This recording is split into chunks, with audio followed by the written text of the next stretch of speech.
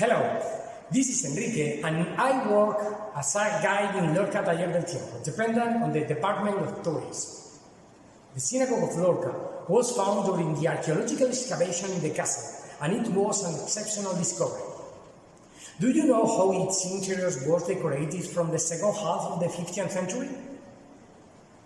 Most of the original ornamental elements which were inside the large prayer hall have disappeared because they were made of perishable materials such as fabric and wood, which could have been used for furniture, doors, balustrades, cupboards, and the roof of the synagogue. The ornaments which have been preserved are in a very fragmentary state, as is the case of the tiles and plasterwork. After an important restoration process, several of these ornamental elements can now be seen in the Municipal Archaeological Museum of Lorca. In the Plasterworks, the gaps can be seen in a lighter color. The darkest part belong to the original fragments. The synagogue decorative program, made of plaster, was concentrated around its most sacred part, the Ejal or Anacodes. The artistic style of the plasterwork is Gothic in its late version with flamboyant forms. The place around where was located the Ejal or Anacodes was covered by a three-lobulated arch, which was a very typical decoration form in that time, especially in the works carried out during the reign of the Catholic monarchs.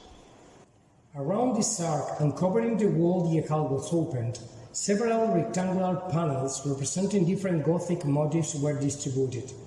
Among these Gothic motifs, the most outstanding were the forms of vegetable and the purely geometrical ones.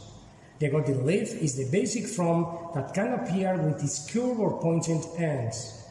The geometrical forms are represented by ovals, triangles, rhombuses, and circles, or deformed by stretching and curving their ends, and few other more complex forms, such as triskel, deltoids, asteroid, etc., more typical of the flamboyant Gothic style. Natural light will enter the synagogue from hypothetical and decorated windows opening on the walls. The upper part of these walls could have been decorated with frieze of lobulated arches, as being documented because of the excavation of the interior of the synagogue, since this type of composition is what we find in synagogues of Toledo and Segovia. The Mudéjar influence in the plasterworks of the synagogue has only been documented in a fragment belonging to a large arch with an angular profile whose interior surface is decorated with motifs that can be related to the Gothic style. This piece of art might have been part of the decoration on one of the access doors to the synagogue. And this was the story of today. Remember that our castle and our museums are open for you now. A big virtual hug. I will see you soon.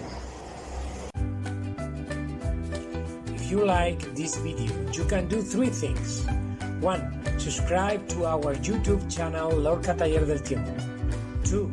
Share it on your social networks with your friends and family. 3. Subscribe to our newsletter on the lorcatallerdeltiempo.com website and find out about all the activities we have prepared for you.